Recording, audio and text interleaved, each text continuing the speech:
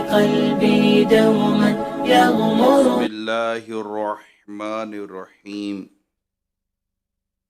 الصلاة والسلام علیک یا رسول اللہ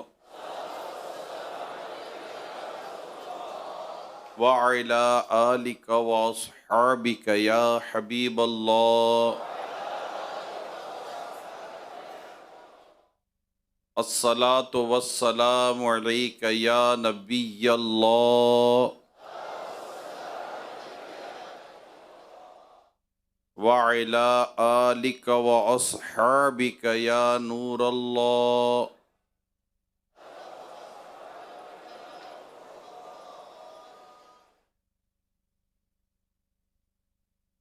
فرمان آخری نبی صلی اللہ تعالی علیہ وآلہ وسلم ہے، جس نے جمعہ کے روز مجھ پر 200 بار درود پڑھے، اللہ پاک اس کے 200 سال کے گناہ بخش دیتا ہے. صلو علی الحبیب صلی اللہ تعالی علی محمد. آج 1444 سن ہجری کے ماہ رمضان کا آخری جمعہ 30واں روزہ ہے، جمعۃ الوداع اسے کہتے ہیں. آج ہم ماہ رمضان آج ہم سے جدا ہو جائے گا.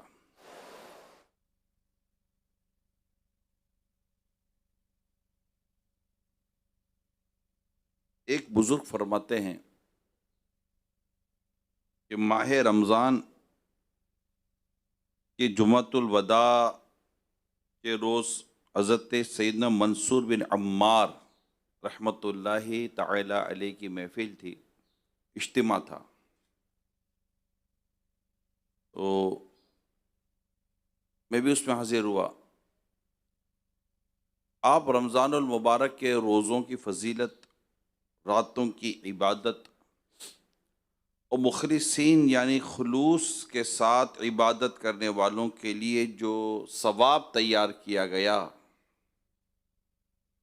اس کے متعلق بیان فرما رہے تھے. اور یوں لگ رہا تھا کہ آپ کے بیان کے اثر سے ٹھوس پتھروں سے بھی آگ ظاہر ہو رہی ہے. لیکن آپ کی اس محفل میں، اجتماع میں کسی نے حرکت کی، نہ کسی نے اپنے گناہوں پر ندامت کا اظہار کیا. جب آپ نے یہ حالت دیکھی کہ لوگ اس کا اظہار نہیں کر رہے تو ارشاد فرمائے، لوگوں کیا اپنے عیبوں سے آگاہ ہو کر بھی رونے والا کوئی نہیں؟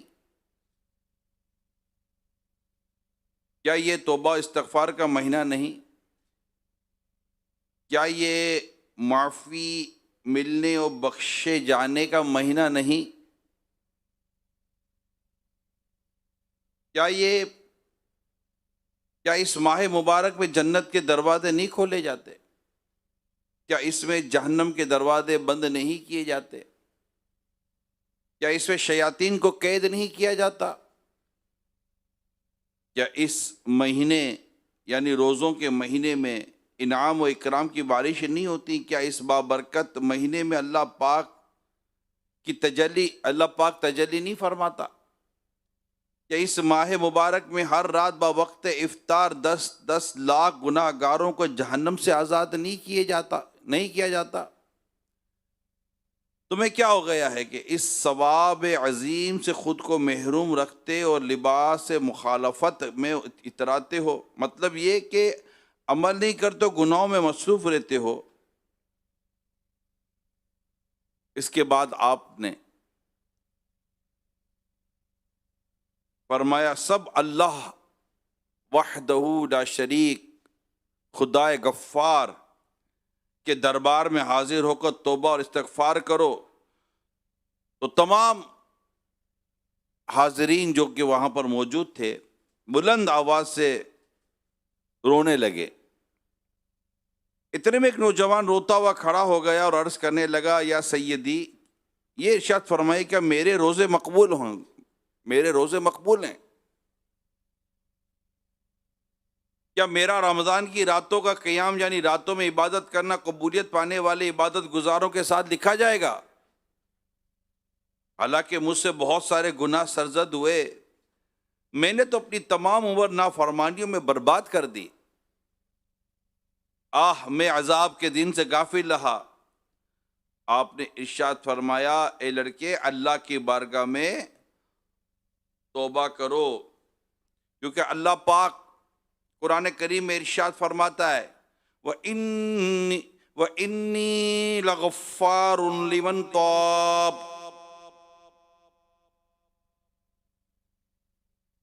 وَإِنِّي لَغَفَّارٌ لِمَنْ تَابَ، ترجمہ کنز الایمان، اور بے شک میں بہت بخشنے والا ہوں اسے جس نے توبہ کی۔ اس نوجوان نے پھر ایک توبہ کی آیت کریمہ سنی، اور وہی ہے جو اپنے بندوں کی توبہ قبول فرماتا اور گناہوں سے درگزر فرماتا ہے۔ اس نوجوان نے سن کر ایک زوردار چیخ ماری اور کہا، میری خوش نصیبی ہے کہ اللہ پاک کا احسان مجھ تک پہنچتا رہا، لیکن اس کے باوجود میں نافرمانیوں میں اضافہ کرتا رہا اور غلط راستے سے نہ لوٹا۔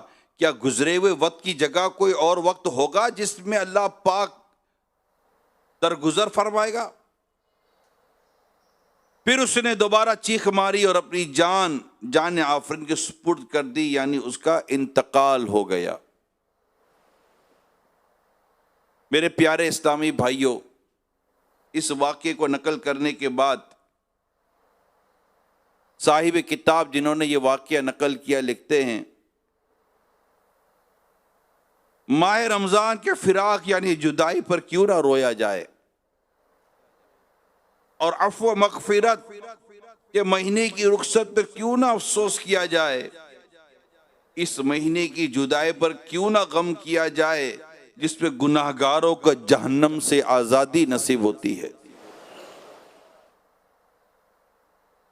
جی ہاں میرے پیارے اسلامی بھائیوں، مدنی چینل پر اس بیان میں شامل اے عاشقان رمضان،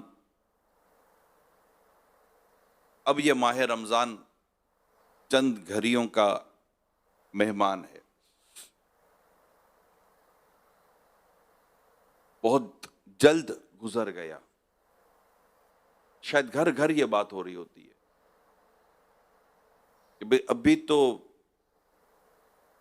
چاند دیکھا تھا، سچ کہا ہے امیر سنت نے، آنکھ چاند دیکھ کر رو پڑی تھی، ساتھ آمد کی رخصت خری تھی، جلد ہی وقت رخصت آ گیا ہے۔ دیکھتے دیکھتے ماہ رمضان تیزی کے ساتھ گزر گیا۔ اگر میں ہم اپنے ملے جلے سے جذبات پر بات کریں تو شاید ایک تعداد ہے، میں سب کا تو نہیں کہہ سکتا، شاید ایک تعداد ہے ان کے جذبات کچھ اسی طرح کے ملیں گے، اور کچھ ہو نہیں سکا، کچھ کر نہیں سکے۔ سوچا تو بہت تھا لیکن ہو کچھ نہیں سکا۔ آپ کو پتہ ہے پیارے اسلام بھائیو، ہم رمضان کو جو یوں ہی گزار دیتے ہیں، اس کی ایک وجہ یہ بھی سمجھ میں آتی ہے کہ ہم ماہ رمضان سے، جیسے کہ ابھی شوال شروع ہوگا نا، ماہ رمضان چلا جائے گا، ابھی شوال کا مہینہ ہے کل سے، تو اب اس پورے 11 مہینے میں ہم نے کبھی عبادت گزار بننے کی کوشش ہی نہیں کی۔ صحیح معنی میں ہماری گاڑی پارکنگ کے اندر ہی کھڑی رہتی ہے، اور ماہ رمضان میں باہر نکال کے کہتے کہ گاڑی اسی طرح چلائیں گے، تو گاڑی 11 مہینے تک چلائی نہیں تھی۔ ایک جوش و جذبہ آتا ہے پہلے دن، دوسرے دن، تیسرے دن، اس کے بعد پھر ہم پیچھے آنا شروع ہو جاتے ہیں۔ پھر کچھ تاخراتوں میں آتا ہے 27ویں شب کو، پھر تھوڑا سا زور پکڑتا ہے، اور 27ویں کو تو لوگ ایسے مسجدوں سے غائب ہونا شروع ہو جاتے ہیں کہ جیسے مسجد کی طرف آئے ہی نہیں تھے۔ وہ جو شعر ہے نا، مسجدوں میں بہار آ گئی تھی، جھوک در جھوک آتے نمازی، ہو گیا کم نمازوں کا جذبہ، الوداع الوداع ماہ رمضان۔ تو یہ واقعی آپ ہم کل سے دیکھ لیں گے، پریکٹس تو یہی ہے. شاید اللہ معاف کرے ہم میں سے بھی کوئی مسجد میں غیر حاضر ہو تو کوئی تعجب نہیں ہے. ابھی کا جذبہ کچھ اور ہوتا ہے، لیکن عید کیا آتی ہے کچھ سمجھ نہیں آتی. عید کوئی گناہوں کا پیغام لے کر تھوڑی آتی ہے. عید اس لیے تھوڑی آتی ہے کہ تم نماز قضا کر دو. عید اس لیے تھوڑی آتی ہے کہ تم اللہ کی نافرمانی پر اتر آؤ. عید اس لیے تھوڑی آتی ہے کہ بے باک ہو جاؤ. عید تو گویا کہ ایک اللہ پاک کی مہمانی ہے. اے روزہ دارو، تمہارے لیے اللہ پاک نے، رمضان گزارنے والوں، عبادت کرنے والوں، اللہ پاک نے عید کا دن اتنا خوبصورت رکھا ہے کہ اس پہ روزہ رکھنا ہی حرام کر دیا. یعنی اس وقت ہم روزہ نہ رکھے تو گناہ گار ہیں آج، اور کل پہلی شوال روزہ رکھے تو گناہ گار ہیں. کمال کی بات ہے. تو یہ اللہ پاک کی رحمت اور اس کی کرم نوازی کہ اس نے ہم کو اتنا پیارا مہینہ دیا اور ہمیں بتایا کہ اس کے روزے رکھو لعلکم تتقون، تاکہ تمہیں تقوی نصیب ہو. مگر ہائے افسوس، اس پر افسوس کرنا چاہیے. آج الوداع ہے نا، جمعۃ الوداع ہے، آج جمعہ جا رہا ہے، آج رمضان جا رہا ہے. اب جب گزر جائیں گے ماہ 11، تیری آمد کا پھر شور ہوگا، کیا میری زندگی کا بھروسہ. الوداع الوداع آہ رمضان. اور اس میں کوئی دو رائے نہیں ہے. ہم میں سے کئی ایسے یہاں دیکھنے سننے والے ہوں گے کہ جن کا کوئی نہ کوئی عزیز دوست رشتہ دار اس پچھلے سال میں دنیا سے چلا گیا ہوگا. شاید اس نے پچھلے سال آپ کے ساتھ رمضان گزاری ہوگی، ہو سکتا ہے اس نے پچھلے سال آپ کے ساتھ عید بھی منائی ہوگی، بقرہ عید بھی منائی ہوگی، ہو سکتا ہے 12ویں بھی منائی ہوگی، اور چند مہینوں پہلے ہی ہو سکتا ہے انتقال ہو گیا ہو ان کا. بلکہ دور کہاں جاتا ہوں میں، دور کہاں جاؤں، مطلب سامنے ہیں ہم کئی اطلاعات ہیں کہ جن کے دنیا سے لوگ چلے گئے، انہوں نے اس رمضان کو نہیں پایا، اور ہمارا پتہ نہیں کہ ہماری سانسیں کتنی باقی ہیں. تو ہم افسوس تو کر سکتے ہیں نا، بندے سے غلطی ہو جاتی ہے نا.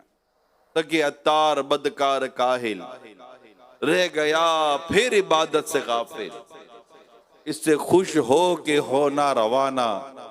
الوداع الوداع الوداع ماہ رمضان. کچھ نہ حسن عمل کر سکا ہوں،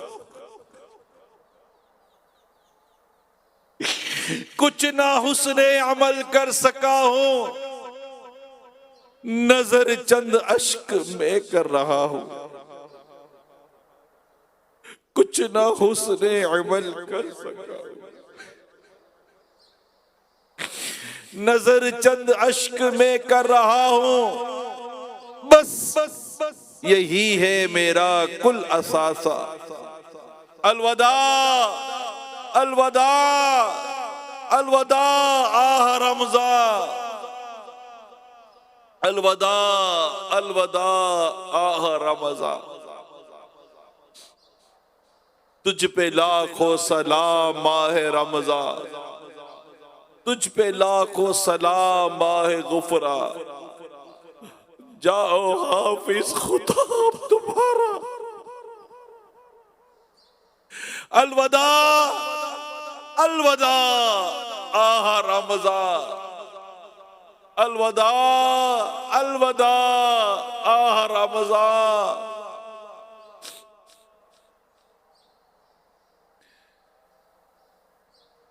اللہ پاک ماہ رمضان کا ہم سے راضی ہو کر رخصت فرمائے.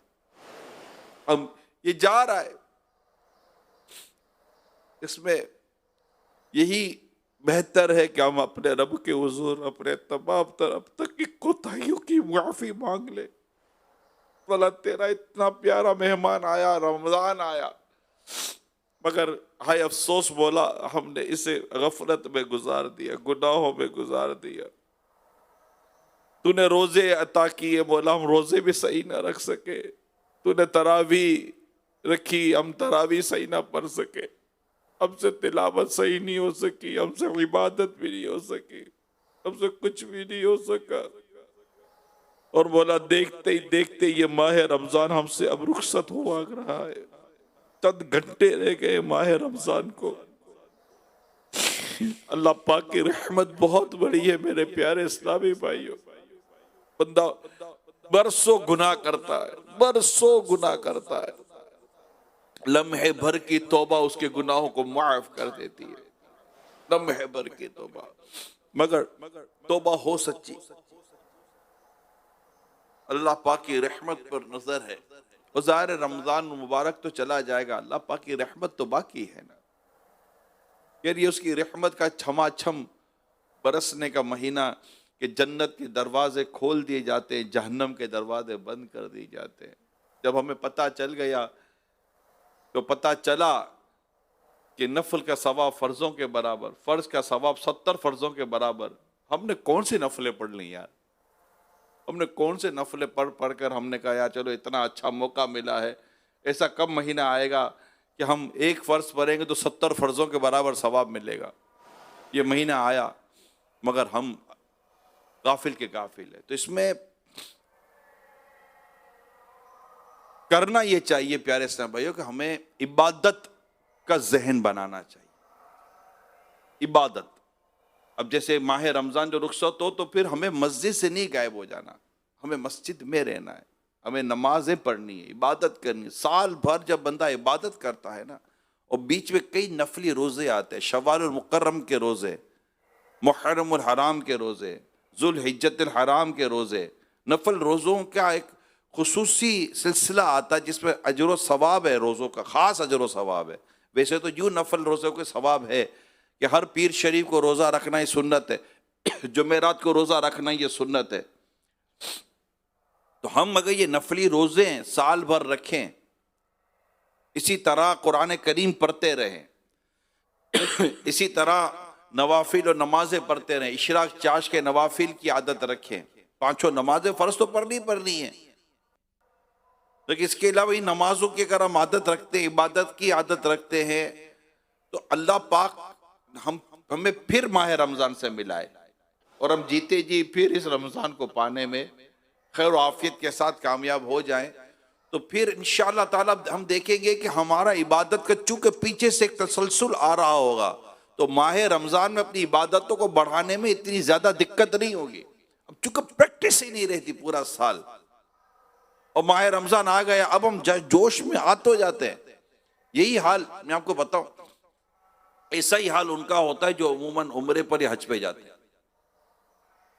جوش تو بہت ہوتا ہے، یہ سب دیکھی ہوئی بات ہے، جوش تو بہت ہوتا ہے کہ جائیں گے مکے مدینے، جائیں گے خوب عبادت کریں گے، اور بھیا یہاں عبادت کی عادت ہی نہیں ہے، ہم بھی تو مسجد الحرام میں ہی بیٹھنا ہے، وہاں بھی تو مسجد نبوی شریف میں بیٹھنا ہے یا نہیں ہے؟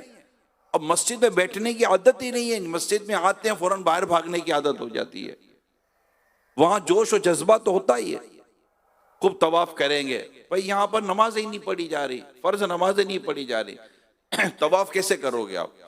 تو ہم دیکھتے ہیں، اور ایک تعداد ہے، 100% نہیں ہے، ایک تعداد ہے جو وہاں جاتی ہے، 1 یا 2 دن جوش ہوتا ہے، اس کے بعد پھر ہوٹل ہوتی ہے، کمرہ ہوتا ہے، دوست ہوتے ہیں، ہوٹلیں ہوتی ہیں، کھانا پینا ہوتا ہے، اور بس یہی وقت گزر جاتا ہے، جوش نیچے آ جاتا ہے، کیونکہ ہماری پریکٹس نہیں، ہم روٹین وائز نہیں، ہم عادی نہیں ہیں، ہم جن چیزوں کے عادی ہوتے ہیں وہ چیزیں دوبارہ نکل کے باہر آ جاتی ہیں، وقتی طور پر ہم اس کو دبا دیتے ہیں، نہیں مجھے عبادت کرنی ہے۔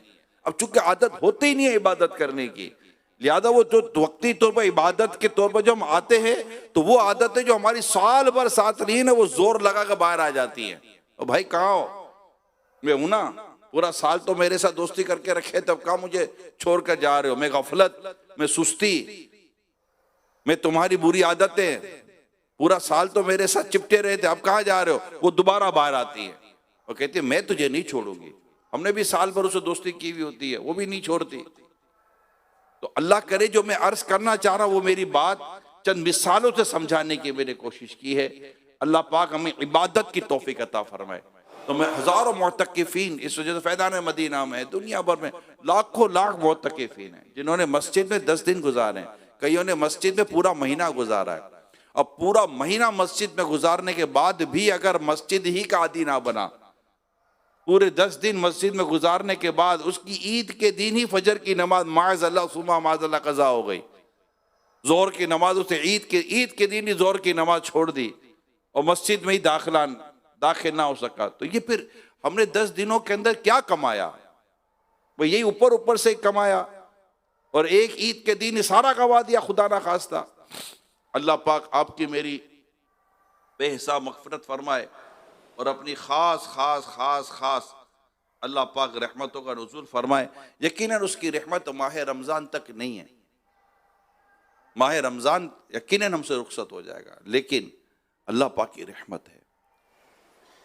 اور اللہ پاک ہمیں قرآن کریم میں ارشاد فرماتا ہے، قُلْ يَا عِبَادِيَ الَّذِينَ أَسْرَفُوا عَلَىٰ أَنفُسِهِمْ لَا تَقْنَطُوا مِن رَحْمَتِ اللَّهِ،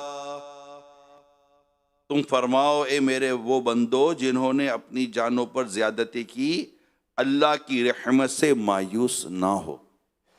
اس کی رحمت بہت بڑی، یہ رحمت ہی ہے، یہ اللہ پاک کی ہم پر رحمت ہی ہے کہ اللہ پاک نے ہمیں ماہ رمضان عطا کیا۔ یہ اللہ پاک کی رحمت ہی ہے جو اس نے ہمیں جمعہ عطا کیا۔ یہ اللہ پاک کی رحمت ہی ہے جو اس نے ہمیں نیکی عبادت کرنے کی توفیق عطا کی ہے، ہمیں سننے سنانے کی اچھی باتیں سننے سنانے کی توفیق عطا کی ہے۔ یہ اللہ پاک کی رحمت ہی ہے جو اس نے ماہ رمضان کے جانے کا ہمیں غم عطا کیا ہے۔ یہ اس کی رحمت ہی ہے جو اس نے ماہ رمضان کے جانے پر ہمیں آنسو بہانے کی توفیق عطا کی ہے۔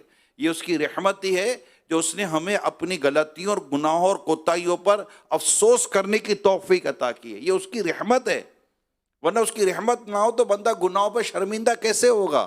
گناہوں پر ڈٹائی نہیں کرے گا، کیا غلط کیا ہے میں نے، صحیح تو کرتا ہوں نہیں۔ اللہ پاک کی بندے پر رحمت ہوتی ہے کہ اللہ پاک اسے توبہ کی توفیق دیتا ہے، ندامت کی توفیق دیتا ہے، افسوس کی توفیق دیتا ہے، اسے غور کرنے کی توفیق دیتا ہے، اسے اپنے آپ کو درست کرنے کی توفیق دیتا ہے۔ یہ اللہ پاک کی رحمت ہے، اللہ پاک کی بہترین رحمت ہے، یہ اس کی کرم نوازی ہے۔ ہم اسی کی نافرمانی کرتے ہیں اور اس کی رحمت ہمیں تھام لیتی ہے کہ میرے بندو توبہ کر لو، میرے بندو توبہ کر لو، تمہارے رب کی رحمت بہت بڑی ہے۔ لا تقنطوا من رحمت اللہ، لا تقنطوا من رحمت اللہ، اپنے رب کی رحمت سے مایوس نہ ہو۔ اور ہم نہیں ہیں، ہم اپنے رب کی رحمت سے مایوس نہیں ہیں، وہ ہمیں بخشے گا، پیارے حبیب کے صدقے میں وہ ہمیں بخشے گا، ہمیں معاف فرما دے گا اور ہم سے درگزر بھی فرمائے گا۔ سبحان اللہ، صلو علی الحبیب صلی اللہ تعالی علی محمد۔ اللہ پاک کی رحمت کی اگر میں بات کروں تو پیارے آقا صلی اللہ تعالی علیہ وسلم نے ارشاد فرمایا، اللہ پاک نے زمین اور آسمان کی تخلیق کے دن 100 رحمتیں پیدا فرمائیں۔ کتنی؟ 100 رحمتیں اللہ پاک نے پیدا فرمائیں۔ ہر رحمت زمین اور آسمان کے درمیان تے در تے رکھ دی گئی ہے۔ ہر رحمت زمین اور آسمان کے درمیان تے در تے رکھ دی گئی ہے۔ ان میں سے ایک رحمت زمین پر نازل ہوئی۔ کتنی رحمتیں زمین پر نازل ہوئی؟ اور کل کتنی رحمتیں پیدا فرمائی؟ 100۔ اور زمین پر کتنی نازل ہوئی؟ 1۔ اسی سے جو ایک رحمت زمین پر نازل ہوئی نا،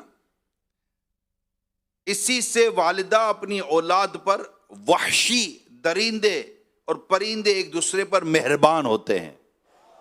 ایک رحمت جو نازل ہوئی ہے، یہاں تک کہ گھوڑا اپنا پاؤں اپنے بچے سے دور کر لیتا ہے کہ کہیں اسے چوٹ نہ لگ جائے۔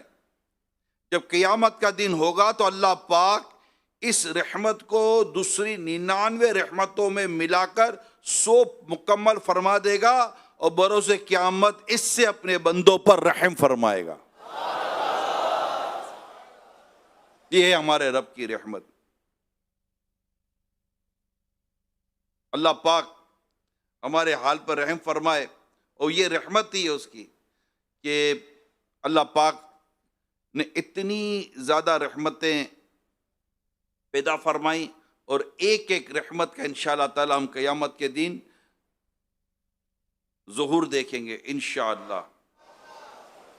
پیارے آقا صلی اللہ تعالی علیہ وآلہ وسلم نے ارشاد فرمایا، جب اللہ پاک مخلوق کو پیدا فرما چکا تو لوح محفوظ میں اس کے پاس عرش کے اوپر ہے، لوح محفوظ اس کے پاس عرش کے اوپر ہے،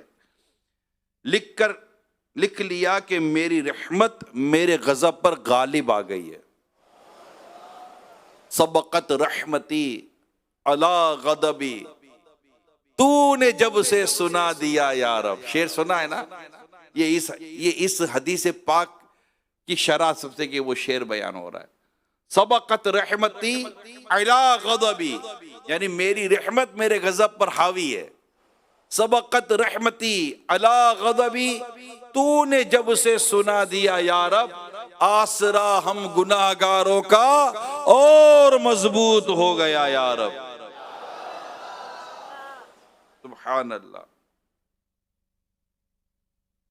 پیارے آقا صلی اللہ تعالی علیہ وسلم نے ارشاد فرمایا، ہر وقت بھلائی کی طلب اور اللہ کی رحمت بھری ہواؤں کے متلاشی، یعنی اس کی تلاش میں رہو، کیونکہ اس کی رحمت کی ہوائیں ہیں، وہ جس پر چاہتا ہے چلاتا ہے، اور عیب پوشی اور خوف سے امن کا سوال بھی اسی سے کرو۔ اللہ پاک کی رحمت کی ہوائیں چلتی ہیں۔ یہ ماہ رمضان یقیناً اللہ پاک کی بہت بڑی رحمت ہے، بہت بڑی رحمت ہے، لیکن ظاہر ہے اللہ پاک کی رحمت یہاں تک محدود نہیں ہے۔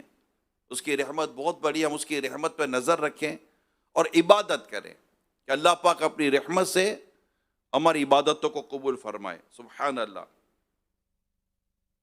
اللہ پاک کی رحمت کی بات چل رہی ہے۔ حضرت سیدنا ابو بکر شبلی علیہ رحمہ کو خواب میں دیکھا گیا۔ آپ نے فرمایا، اللہ نے مجھے اپنے دربار میں کھڑا کر کے ارشاد فرمایا، تمہیں معلوم ہے کہ میں نے تمہیں کیوں بخشا؟ اب جب مجھے کہا گیا کہ تمہیں معلوم ہے کہ میں نے تمہیں کیوں بخشا، تو میں اپنے نیک اعمال گنتی کرنے لگا، یہ بھی نیک عمل ہوگا، یہ بھی نیک عمل ہوگا، یہ بھی نیک عمل ہوگا، جس پر اللہ پاک نے میری بخشش فرما دی۔ اللہ پاک نے ارشاد فرمایا، میں نے ان اعمال میں سے کسی عمل کی وجہ سے تیری بخشش نہیں کی۔ تم گنتی کر رہے ہو، میں نے ان میں سے کسی عمل کی وجہ سے بھی تمہاری بخشش نہیں کی۔ میں نے عرض کی، الہی پھر تو نے کس سبب سے میری مغفرت فرمائی؟ ارشاد فرمائے، ایک مرتبہ تم بغداد کی گلی سے گزر رہے تھے، بغداد کی گلی سے گزر رہے تھے کہ تم نے ایک بلی کو دیکھا جسے سردی نے کمزور کر دیا، اسے سخت سردی لگ رہی تھی، وہ کمزور ہو چکی تھی۔ تمہیں اس پر ترس آیا، تمہیں اس پر رحم آیا، اور تم نے اسے اپنے جبے میں چھپا لیا تاکہ اس بلی کو سردی نہ لگے۔ بس تم نے بلی پر رحم کیا، اور آج ہم نے تم پر رحم کر دیا۔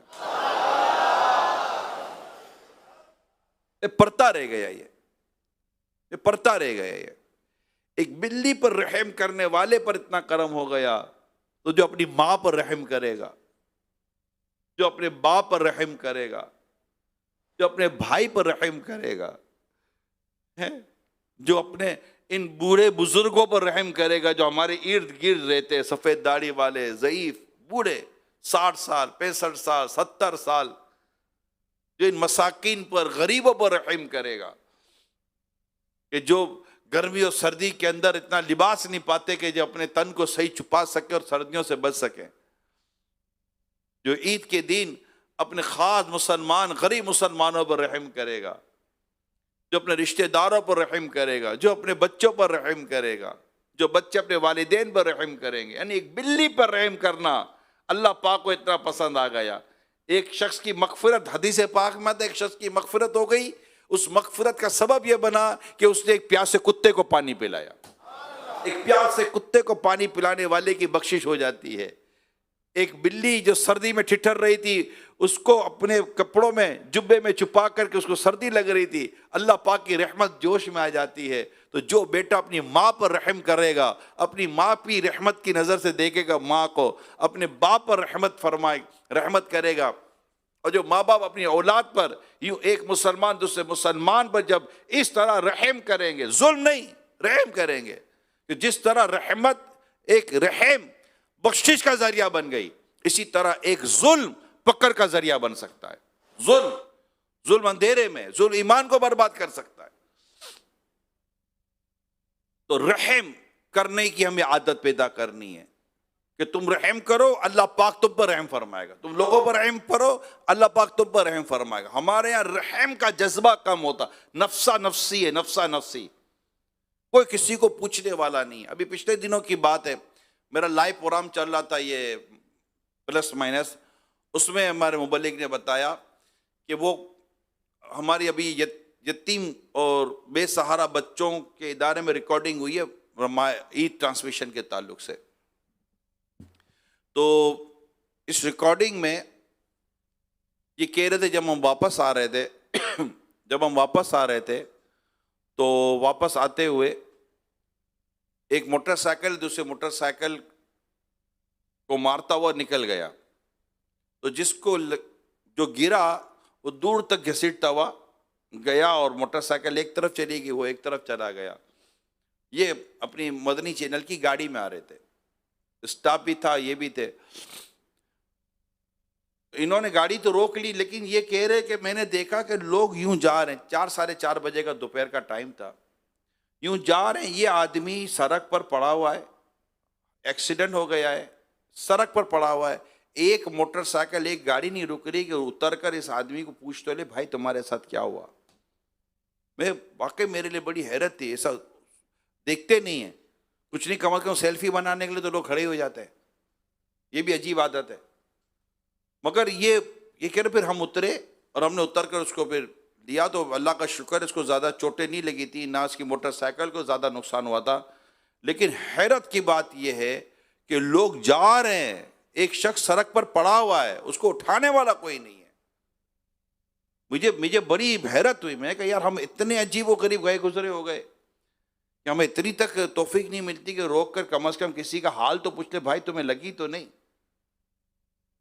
خدا نہ خواستہ کو ہاسپٹلائز ہونا کا سلسلہ ہو تو دیکھ تو لے۔ مسلمان کو مسلمان پر رحم نہیں آئے گا، حالانکہ مسلمان کی مثال ایسی ہے جیسے کہ ایک جسم ہے کہ اگر جسم کے ایک حصے کو تکلیف ہو تو پورا جسم اس کی تکلیف کو محسوس کرتا ہے۔ اور میں تو آپ کو یہ مشورہ دوں گا کہ آپ پورے بدن میں جو آنکھ ہے نا، آنکھ بند کرو، اس معاشرے میں آپ آنکھ بند کرو، کیونکہ آنکھ وہ جسم کا حصہ ہے کہ پورے بدن میں کہیں بھی درد ہو آنکھ اس کو رسپونڈ ضرور کرتی ہے، روتی آنکھ ہے۔ پاؤں میں درد ہو تو پاؤں سے آنسو نہیں نکلتے، آنسو آنکھ سے نکلتے ہیں۔ سر میں درد ہو تو آنسو آنکھ سے نکلتے ہیں، ہاتھ میں درد ہو تو آنسو آنکھ سے نکلتے ہیں، پیٹ میں درد ہو تو آنسو آنکھ سے نکلتے ہیں۔ اگر کسی مسلمان کو بھی تکلیف ہو نا تو اسے دیکھ کر پاؤں نہیں کانپتا، ہاتھ نہیں کانپتا، آنکھ سے آنسو نکلنا شروع ہو جاتے ہیں۔ تو یہ آنکھ جسم کا بڑا خوبصورت حصہ ہے جو فوراً رسپونڈ کرتا ہے کہ میں تیرے ساتھ ہوں۔ تو کیا ہم اس طرح رحم کے ساتھ نہیں رہ سکتے؟ ہمارا پڑوسی تکلیف میں ہے، ہمیں پتہ ہے یا نہیں ہے؟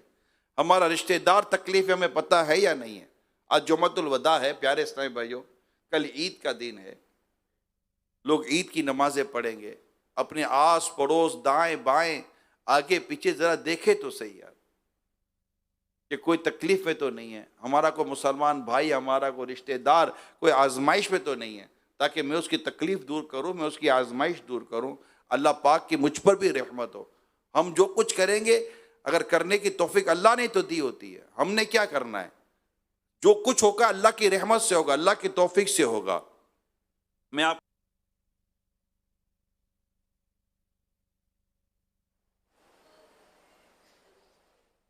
صلو علی الحبیب صلی اللہ تعالی علی محمد، توبوا الی اللہ۔ حضرت جابر رضی اللہ تعالی عنہ فرماتے ہیں پیارے آقا صلی اللہ تعالی علیہ وآلہ وسلم ہمارے پاس تشریف لائے، ارشاد فرمایا اچانک میرے پاس میرے خلیل جبرائیل علیہ السلام آئے۔ بڑی توجہ سے سنیے گا یہ روایت جو میں سنانے جا رہا ہوں۔ اللہ کی رحمت کتنی بڑی ہوتی ہے، اور اللہ کی رحمت سے ہی سارے کام ہو رہے ہوتے ہیں ہمارے۔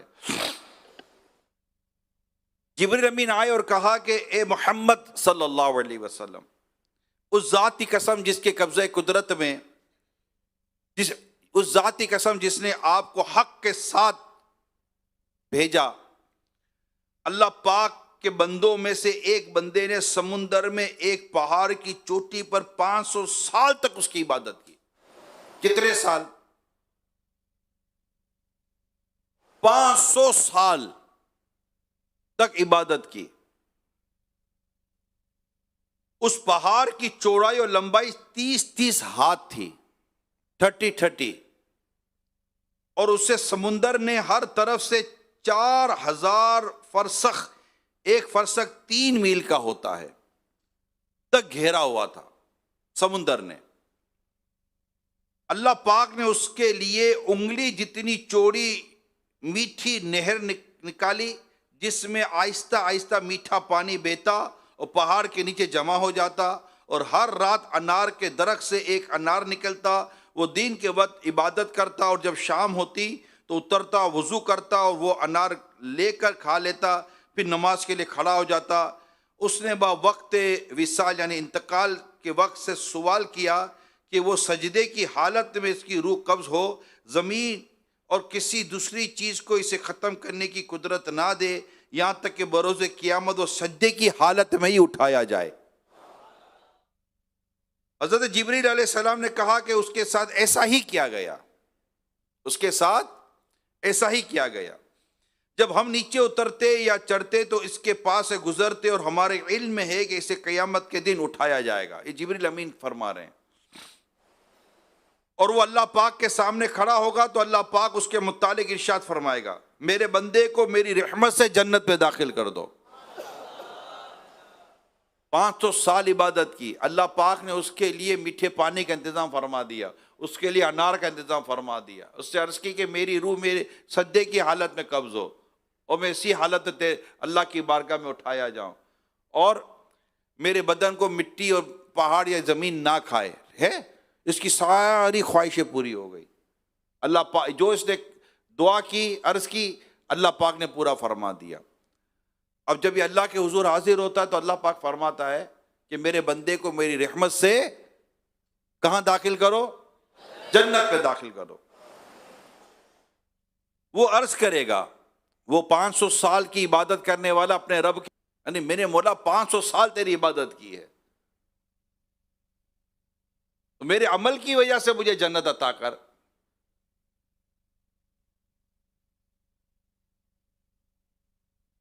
تو اللہ پاک فرشتوں سے فرمائے گا، میرے بندے کے عمل کا اسے دی گئی میری نعمتوں کے ساتھ موازنہ کرو، حساب کرو اب کہ میں نے جیسے نعمت کی، ایک نعمت جیسے آنکھ کہتے ہیں، اس ایک نعمت کا شکر ادا کرنے کے عوض میں اس کی 500 سال کی عبادت تو اس کی آنکھ کے شکر میں ہی ہو گئی، اور باقی جسم کی نعمتیں اس پر زائد ہوں گی۔ اللہ پاک فرمائے گا میرے بندے کو جہنم میں داخل کر دو، تو اسے جہنم کی طرف کھینچا جائے گا۔ وہ پکارے گا، اے پروردگار مجھے اپنی رحمت سے جنت داخل کر دے، مجھے اپنی رحمت سے جنت پہ داخل فرما دے۔ تو اللہ پاک ارشاد فرمائے گا، اسے واپس لے آؤ، اسے واپس لے آؤ۔ اسے اللہ کی بارگاہ میں کھڑا کیا جائے گا تو اللہ پاک اس سے ارشاد فرمائے گا، اے میرے بندے، تجھے کس نے زندگی بخشی حالانکہ تو کچھ بھی نہ تھا، اور میں اپنی رحمت سے ہی تجھے جنت میں بھی داخل کرتا ہوں۔ کرنے کی کوشش کرتا ہے۔ رحمت کا یہ مطلب نہیں ہے کہ بندہ گناہ کرے، پتہ چلتا ہے اللہ تعالیٰ کی رحمت ہے، تو رحمت کا یہ مطلب نہیں ہوتا کہ ہمیں پتہ چلا کہ اللہ اپنی رحمت سے معاف فرما دیتا تو ہم گناہ کریں گے، اللہ پاک کی رحمت کی باتیں بھی کریں گے اور اللہ پاک کی نافرمانیوں پہ نافرمانیاں کریں گے۔ نہیں، رحمت کا یہ معنی جو ہم نے لیا ہوا ہے نا، اور اس طرح جو ہم نے رحمت کو لیا ہوا ہے، جس طرح آج کل معاشرے میں ہوتا ہے کہ کوئی گناہ کر رہا ہے، کوئی بدکاری کر رہا ہے، کوئی طرح طرح کی برائیوں میں مبتلا، کہے کہ بھائی معاف تب نہیں کرو۔ اللہ کی رحمت بہت بڑی ہے، اللہ کی رحمت بہت بڑی ہے۔ یقیناً وہ فرماتا لا تقنطوا من رحمت اللہ، میری رحمت سے مایوس نہ ہو، وہ فرماتا ہے. مگر اس کی رحمت جب اتنی بڑی ہے تو اللہ پاک کی عبادت کر کے اس کی رحمت پہ نظر رکھو نا، کہ اللہ پاک اپنی رحمت سے میری عبادت کو قبول فرمائے، میری ٹوٹی پھوٹی عبادتوں کو شرف قبولیت عطا فرمائے. یہ اس کی رحمت ہی تو ہے جو اس نے ہم کو توفیق دی عبادت کرنے کی، اس کی رحمت ہی تو ہے جو اس نے رمضان کا مہینہ دیا، اس کی رحمت ہی تو ہے جو تلاوت قرآن کی توفیق عطا کی، اس کی رحمت ہی تو جو جمعۃ الوداع میں ہم یہاں بیٹھے ہوئے ہیں اس کی رحمت کا بیان سن رہے ہیں، اس کا ذکر کر رہے ہیں. یہ اس کی رحمت ہی تو ہے، اس کا کرم ہی تو ہے، اس کی مہربانی تو ہے. کہ اس کی رحمت، اس رحمت کو یہ لے لینا کہ گناہ پر گناہ کرو کہ اللہ بخش دے گا. اللہ پاک نے تو فرمایا کہ زمین پر رینگنے والا کوئی جاندار نہیں جس کا رزق میرے ذمہ کرم پر نہ ہو. 12واں پارہ شروع ہی اسی آیت کریمہ سے ہوتا ہے کہ اللہ پاک نے ہم سب جتنے جاندار ہیں سب کا رزق اللہ نے اپنے ذمہ کرم پر لیا ہوا ہے، اور ہمیں اللہ پاک کے ذمے پر بھروسہ ہے. دکان بند کریں، کاروبار بند کر دیں، کمانے کے لیے کیوں نکل رہے ہیں بھائی؟ اللہ تعالیٰ نے رزق کا ذمہ لیا ہے نا، وہ دے گا، وہ دے بھی رہا ہے. کیوں روزانہ دکان کھول رہے ہیں؟ کیوں اپنے آپ کو دھوپ پہ جلا رہے ہیں؟ کیوں بزنس کر رہے ہیں؟ کیوں پیسہ کما رہے ہیں؟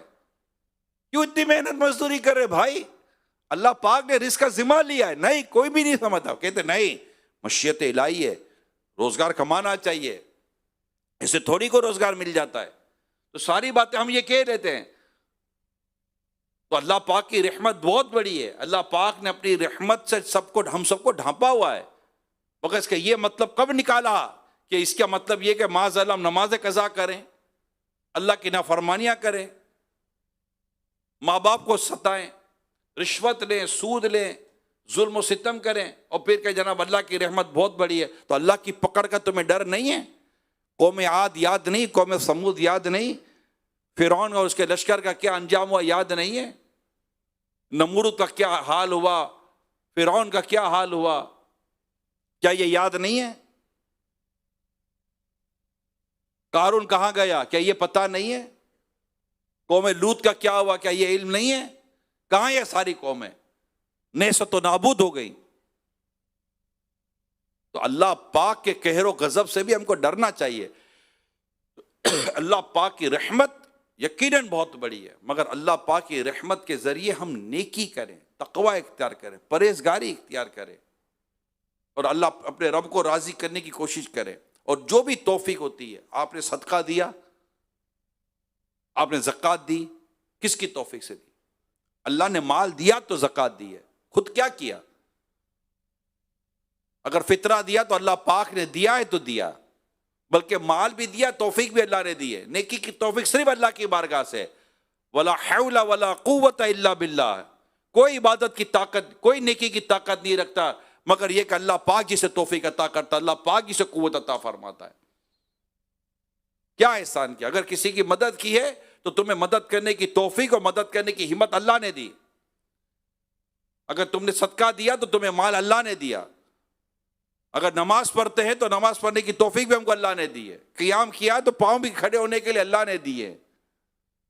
اعتکاف کیا تو اللہ پاک کی توفیق سے اعتکاف کیا ہے، اور اسی نے دل لگا دیا.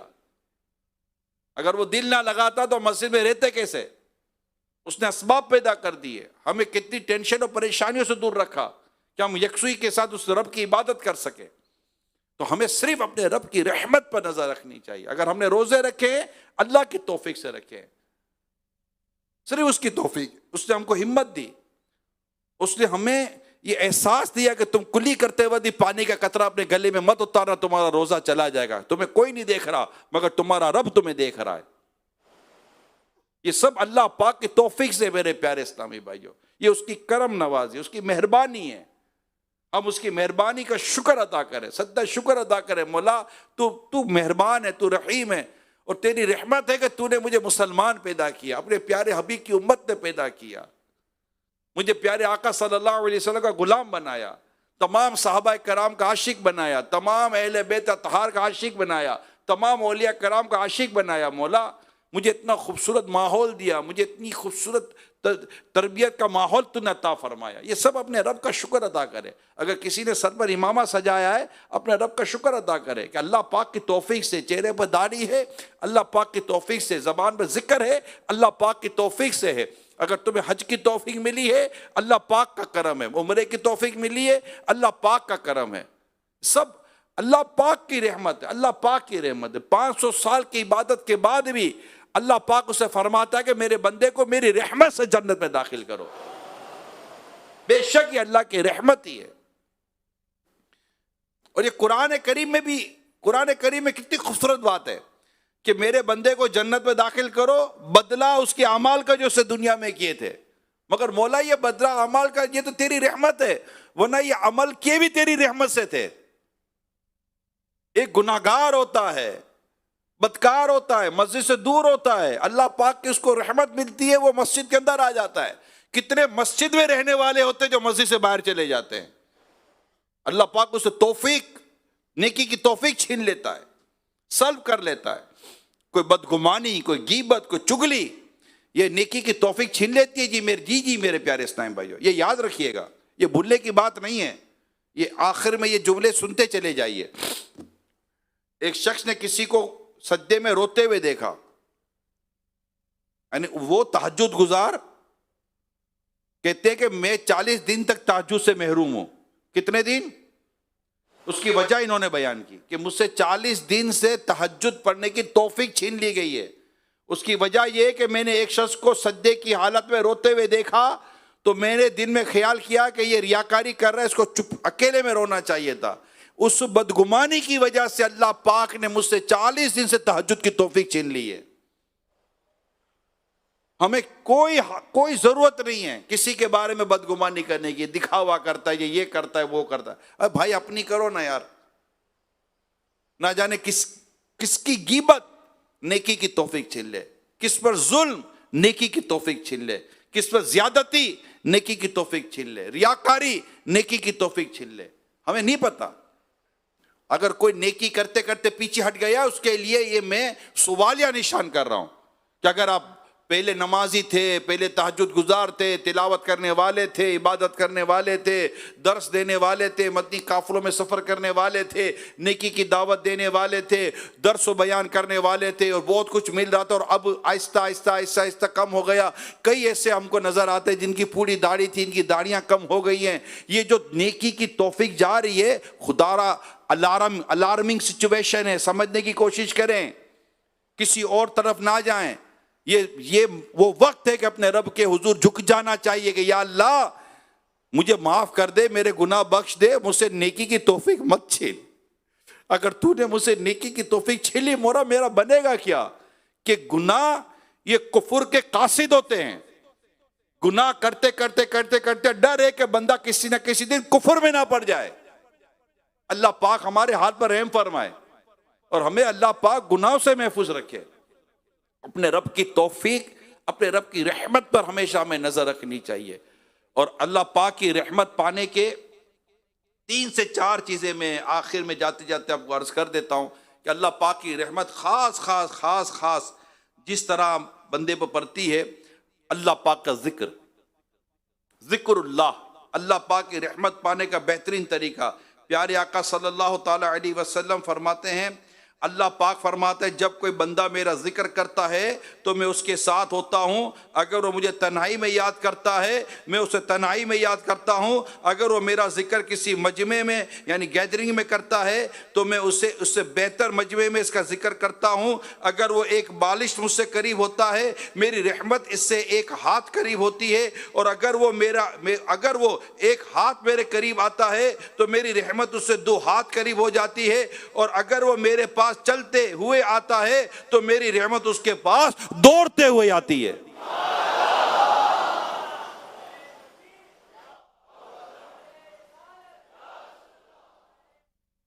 اللہ کا ذکر یہ ہم جو کر رہے ہیں یہ بھی اللہ کا ذکر ہے. تلاوت قرآن بھی اللہ کا ذکر ہے. بیان یہ نیکی کی دعوت بھی اللہ کا ذکر ہے. اللہ اللہ اللہ اللہ اللہ یہ بھی اللہ کا ذکر ہے. جب تسبیحات پڑھتے سبحان اللہ الحمدللہ یہ بھی اللہ کا ذکر ہے. اللہ کے ذکر کی کئی قسمیں. ذکر بالجہر بھی ہے، ذکر بالقلب بھی ہے، ذکر بالجوارح بھی ہے، یہ پورا ایک موضوع ہے۔ تو اللہ پاک کا ذکر، ذکر اللہ، یہ وہ عظیم عبادت ہے جس سے اللہ پاک کی رحمت ہماری طرف دوڑ کر آتی ہے۔ اللہ ہمیں ذکر کرنے والی زبان اور ذکر کرنے والی سوچ اور ذکر کرنے والا دل عطا فرمائے۔ خوف خدا رحمت پانے کا بہترین ذریعہ۔ حدیث پاک میں حضرت نضر بن سعد علیہ رحمہ فرماتے کسی کی آنکھ سے خوف الہی سے آنسو بہتے ہیں تو اللہ پاک اس کے چہرے کو جہنم پر حرام فرما دیتا ہے۔ وہ آنسو اس کے رخسار پر بہہ جائیں، رخسار پر جب آنسو بہہ جاتے ہیں تو قیامت کے دن نہ وہ ذلیل ہوگا نہ اس پر کوئی ظلم ہوگا۔ اور اگر کوئی غمگین شخص اللہ پاک کے خوف سے کچھ لوگوں کے درمیان میں روئے تو اللہ پاک اس کے رونے کے سبب ان لوگوں پر بھی رحم فرماتا ہے۔ آنسو کے علاوہ ہر عمل کا وزن کیا جاتا ہے اور آنسوؤں کا ایک قطرہ آگ کے سمندر کو بجھا دیتا ہے۔ یہ نا خوف خدا میں رونا، یہ پتہ کتنا عظیم ہے۔ میں اینڈ میں یا بھی اذان ہو جائے گی، آخر میں ایک مختصر سا واقعہ سن لیں۔ ایک شخص کو مرنے کے بعد خواب میں دیکھ کر کسی نے پوچھا اللہ پاک نے آپ کے ساتھ کیا معاملہ کیا؟ اس نے کہا مجھے رب کے حضور حاضر کیا گیا اور اللہ پاک مجھ سے فرماتا ہے کہ تو بے عمل شخص تھا، بیان کرتا تھا، وعظ کرتا تھا، مگر تھا تو بے عمل، مگر تو نے ایک دن اجتماع میں بیان کیا اور تیرے بیان کی وجہ سے، کیونکہ تو نے میرے خوف کا بیان کیا، تیرے بیان سن کر اس اجتماع میں ایک ایسا شخص بھی تھا جو کبھی میرے خوف سے نہ رویا تھا، مگر تیرا بیان سن کر وہ میرے خوف سے رویا اور اس کے دل میں میرا خوف پیدا ہوا اور اس کی آنکھوں سے آنسو نکل آئے۔ اس کا رونا مجھے اتنا پسند آ گیا کہ میں نے اس کی، تیری اور جتنے اجتماع میں تھے سب کی بخشش کر دی۔ ہمیں نہیں پتا کہ اللہ پاک کی بارگاہ میں کس کا رونا قبول ہو جائے۔ نہ جانے یہاں کتنے ہوتے ہیں جن کی آنکھوں سے آنسو نکل آتے ہیں، افسوس سے رو پڑتا ہے۔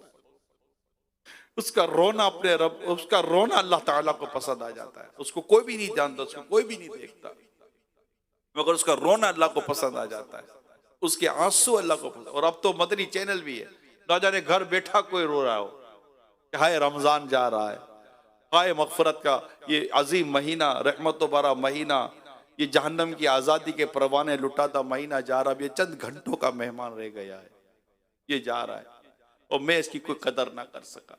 کیا پتا کس کا افسوس، کس کا رونا، کس کا آنسو، کس کی ہچکی، کس کی سسکی، کس کی آہ اللہ کو پسند آ جائے۔ اللہ پاک کی اس کو بہت ساری رحمت نازل ہو اور اللہ پاک اس کے رونے کی وجہ سے ہم پر بھی رحم کر دے، ہمیں بھی بخش دے، ہم سب کی بخشش ہو جائے۔ جتنے بھی عاشقان رسول دیکھ اور سن رہے، اللہ پاک سب کی بخشش کر دے اور اللہ پاک ہمارے یہ رمضان کی کوتاہیوں کو معاف کر دے۔ ہم نے بہت کوتاہیاں کر دی،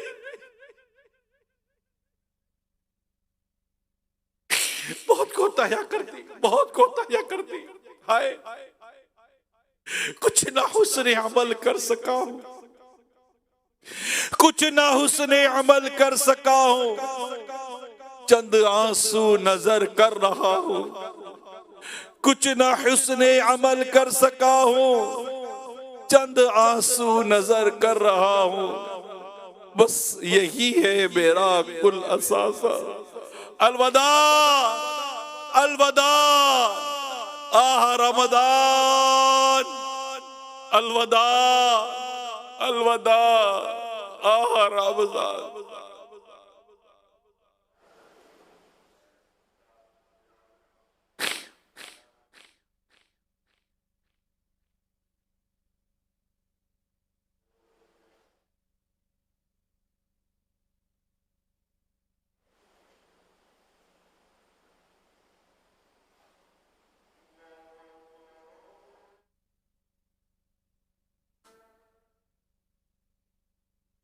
اللہ اکبر۔